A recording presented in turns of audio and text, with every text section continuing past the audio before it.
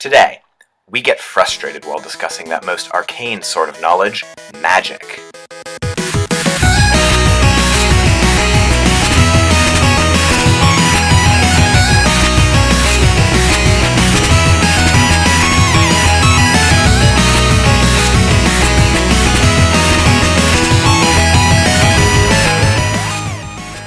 Hello and welcome. Yeah, that was my shit. I liked it. Yeah, it had character. So, today's episode, you need truth. Okay, today's episode is magic, and why magic needs to have rules. So it needs to have rules. And so to start this off, we're going to take you on a little trip into another story that is near and dear to both of our hearts, but a little bit more to his. Yeah. For obvious Soon to be obvious reasons. reasons. Okay, so this is a story that would take many thousands, maybe even 7 books worth of pages to describe. It would. But Harry Potter, if that wasn't obvious. So, magic in Harry Potter, it kind of sucks. Kind of sucks. Like, oh my god! Good. It is horrible. The amount of times I have been like, why don't you just cast a spell like 50 times over it? That'd be so easy to do, and just... And so the problem with magic in Harry Potter is that there's no rules to it. It doesn't take, sometimes it takes a lot of energy to do a spell, like Expecto Patronum is really hard, it takes a lot of effort, and whatever the spell is that makes a Horcrux is really difficult. And other ones aren't, and it's not consistent, and sometimes it's really difficult for people and not for others, and it doesn't explain how are spells created. Some people can create spells, some people can't. Some people, there are banned, like, There are spells that are banned. Like, why does Voldemort, he has spells, he was my name, like, he has spells that people aren't allowed to do. That makes no sense. Like, it's, I can kind of understand that side of things, the, like, trying to legislate from... Oh, yeah, never mind, that makes sense. But, like... Section 7, how did he make that? How did Snape make the one that he just said, that I can't say because the one that cuts people, basically. Sectum Sempra. Like, it doesn't explain how you create spells and how some people can and some people can't, and how, I guess they kind of explain how you, like, some people can use wands and some people can't, although I guess they kind of explain that bit. Yeah, but not very that much. hand-wavy, and it's, I don't know. We are just very much of the opinion that if you're going to have magic, it should have rules. You don't necessarily need to explain those rules to us. You don't need to make them clear. It just doesn't need to be... I read an interesting article like last week that was all about defending how magic doesn't need to have rules. And it was about why don't you? And his whole thing was fantasy is not science fiction for that exact reason. It's totally okay. That, like, it doesn't need... You're kind of taking the magic out of it. It doesn't need to be physics. It doesn't need to... It's magic, and can't you just sort of accept that magic, like he said, some people can't accept that, but for other people it's totally fine to say magic is magic, it's mysterious, we don't know how it works, it's inconsistent, it doesn't need to work well. Even if you can do that, like, the way that they use magic in Harry Potter they don't even use it to, like, its fullest extent. I think, I read that article, and I agreed with parts of it, but my thing was, there's a difference between, there's sort of the hard sci-fi way that you would do magic, which is very rigorous. You explain all the rules. Everyone understands how it works, blah, blah, blah. I'm not saying you need to explain. No. We don't need to know how it works. We don't need to know what the rules are. But the author should. Or at the very least, there should be some sort of rule set that is... slightly governed. It's continuous. There needs to be... The thing about... and this is sort of fiction in general, in my opinion, is that with any fiction, it's suspension of disbelief. You have to buy into the fact that, okay, this isn't real, but I'm going to pretend that it is. And it makes it really hard to do that if you get into the world and the world doesn't make sense in and of itself. Yeah. Like, if it's inconsistent without good reason to be. And I don't know, that's part of the reason why I always like science fiction more than fantasy, is because science fiction makes more sense than a lot of fantasy does. At the same time. Even like classics like Lord of the Rings, the magic is wildly inconsistent in that. And I think part of that I can imagine just being that there is a Bible behind it and it all makes sense, but we just don't get to see it, and I can kind of understand that, but at the same time, I don't know, it feels a little bit... I have an example of something that does magic really well, is the Aragon series. Yeah, I agree with that. Inheritance series, I think they do it amazingly, because it says they have a hard... This isn't something that necessarily needs to be done, but they have a hard and fast rule that says it takes just as much energy to do it as it does to do it with magic. Yeah. So what that means is, like, if I were to say, lift this table with magic. I was thinking just the same thing. Lift this table, it would take just as much energy on my part to actually lift the table as it would to use magic. Weirdly, physics, it's the conservation of energy thing. Yeah. That, as much work as it takes to do that, the work has to come from somewhere, and it comes from you and is conduited through magic. It makes sense. It makes sense. And that's not that... I'm not necessarily saying every book that has magic needs to do that. And not that magic doesn't need to be powerful, and that they can have... It can be 1/10 as powerful or whatever, like it would take 1/10 of anything. It needs to have rules of some sort. And they don't need to be that necessarily rules, and they don't need to be necessarily that strict, but there needs to be just some sort of continuity and consistency to a universe and a story. Another thing, I used to watch Naruto. In my opinion, a good... Which I know, that was series. That may have looked like me being judgy. I can't judge because I know... I know you guys are giving me that look and are judging me right now, but they have this series.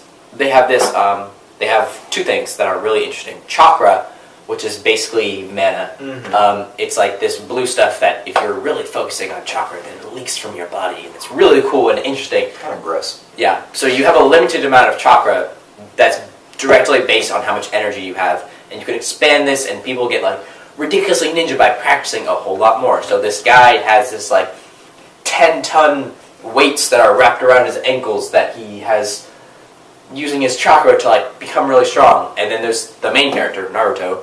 He has like a demon who is trapped inside of him, who is supplying him with a near limitless supply of chakra. So he's immensely powerful if he can ever tap into that, which he does eventually. But another really thing that's cool about it, a really thing that's cool about it is they have a the way they, I'm gonna call it magic, even though they call it jutsu or whatever the hell they call it, because it's been so long since I've seen it.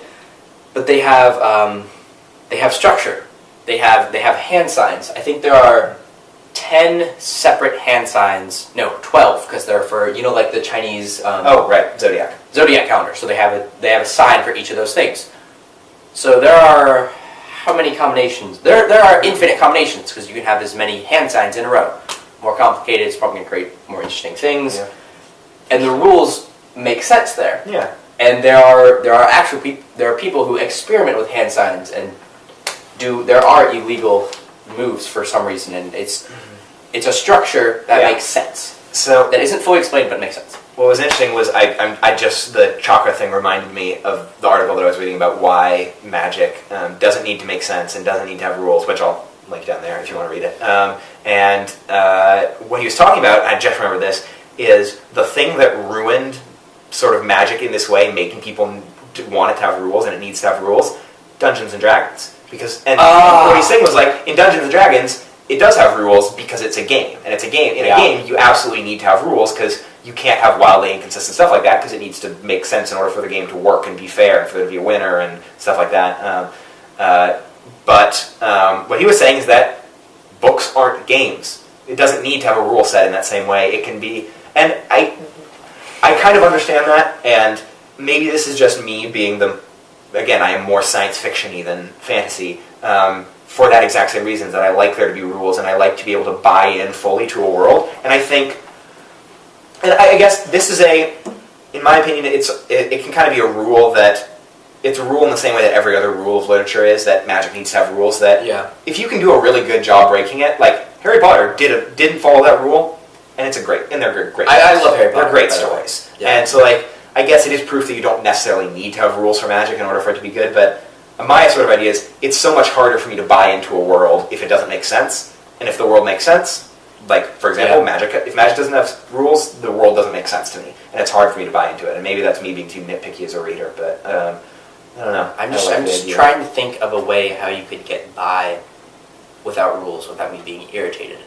I do too, and I can't really think, like, even if it's a phenomenal book, if it doesn't make sense, then at least that part will bug me. And I don't know, it's just that we're too picky readers. It's just, for me, like, the thing, like I'm fine with limitless power, like, that's kind of, like, not a rule. Okay. But it's still a rule, I guess, to have limitless power. I'm not, only because it makes things too easy. Oh yeah, I mean, besides that reason, but And the whole story gets boring, in Probably. my opinion.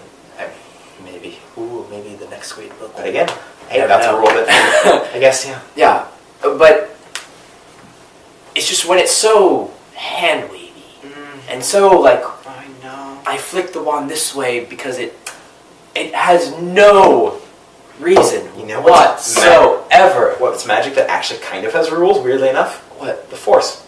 The It's Force Star Wars. totally has It rules. has rules. Exactly. The Force, going back to our earlier video of is it sci-fi or fantasy, the Force is a type of magic that has rules. And it works. has great It's rules. great. Until midi-chlorians happen. Yeah, but okay. Which still, I mean, it doesn't actually affect how it works, it's just... Yeah. Because I liked it better when it was magic than when it was Yeah. stupid. When it was a bacterial infection. When it was space syphilis. Yeah, but I guess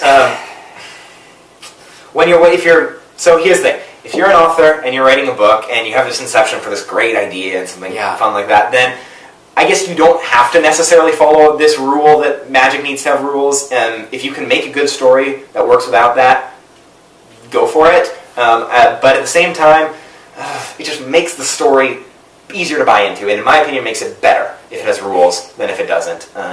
It's not even a rules, though. It's more just structure.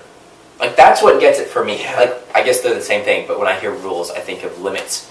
When I hear structure, I think of just composure. I guess, yeah, sure.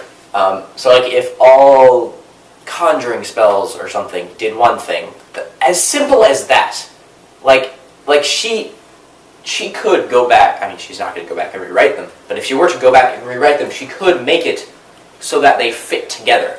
You know what's the most upsetting part about the Harry Potter not having rules?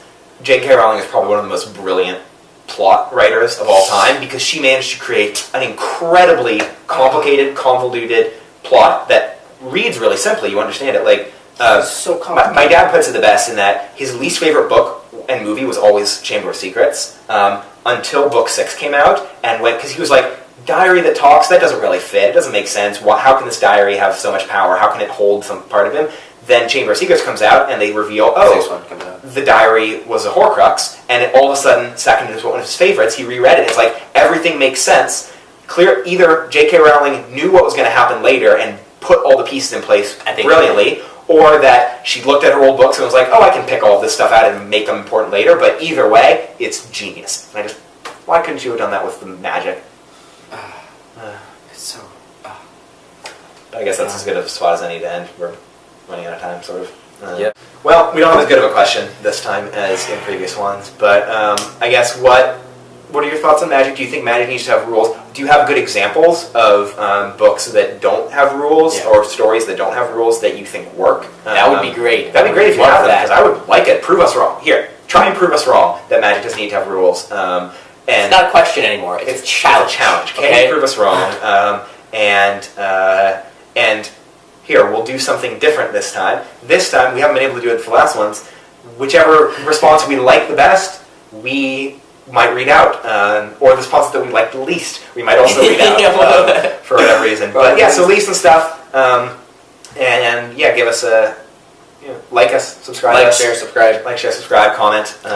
And I think that is as good a time as any to say... 8 o'clock out!